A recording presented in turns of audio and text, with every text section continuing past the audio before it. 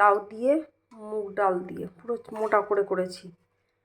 লাউ দিয়ে মুগ ডাল দিয়ে, কারণ কালকেরও আছে এই ডালটা, আজকে এতটা ডাল কেউ খেতে পারবে না জানি। আর স্যালাড কেটে রেখেছি, এ দেখো পেঁয়াজ, এটা লাল মূলো, আমি খেতে খুব ভালোবাসি, তো আমার শাশুড়ি নিয়ে এসছে আজকে। আর শশা আর লেবু রেখেছি একটু, কারণ ছেলে খাবে লেবু, আমি আর যদি শাশুড়ি খাই তো খাবে, আর আমি খাবো না লেবু, ঠান্ডা লেগে যায় আমার খুব লেবু খেলে। আর এইটা এই দেখো কুমড়ো ভাজা, পোস্ত ফোড়ন দিয়ে কুমড়ো ভাজা, এই ভাজাটা খেতে খুব ভালো লাগে। আর সকালে করেছিলাম সিম আলু, দেখো সিম আলু বড়ি দিয়ে চচ্চড়ি, ওটা একটু রয়েছে। আর করেছি চাটনি, এটা কালকে করেছিলাম চাটনি, পেস্ট করে চাটনি, মানে টমেটোর খোসাগুলো এখন তো মিলছে না, না কেমন থেকে যায়, তাই এটা কী করেছে বলে তো, খেজুর টমেটো আমসত্ত্ব সব কিছু দিয়ে মিক্সিতে সেদ্ধ করে আগে মিক্সিতে পেস্ট করে নিলাম, খোসাগুলো বাদ দিয়ে দিলাম, তারপরে করেছি।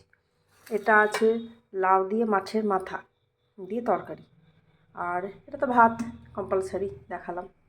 আচ্ছা, তারপরে দেখো, হ্যাঁ এই দেখো কাটলেট ভেজেছি, মাছের কাটলেট এটা, কিন্তু ওই যে কাতলা মাছটা এনেছিলাম কালকে মঙ্গলবার ছিল তাই রাখা ছিল ওটার জন্যে। আর এখন মশলা করে রেখেছি, দেখো দই, আর এটা মিক্সিতে যেমন বাটা থাকে তোমার পেঁয়াজ আদা রসুন, এটা এদের কাবলি ছোলার তরকারি করব, সেদ্ধ করেও রাখা আছে, করব খেয়ে নিই তারপরে করব, কেন অনেক বেলা হয়ে গেল, তখন আবার হাঁটতে যেতে পারবো না।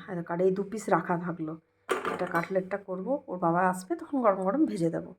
এই হয়েছে আজকের মেনু, সিম্পল কিন্তু খেতে খুব ভালো লাগে। তো ঠিক আছে চলো, টাটা।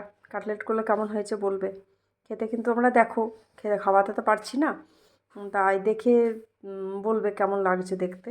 আর একটু খড়া খড়া করে ভেজেছি, কেন বলো তো, কেননা খড়া খড়া করে ভাজলে না বেশ মুচমুচে লাগে খেতে। তাই ঠিক আছে চলো, টাটা, খেয়ে নিই।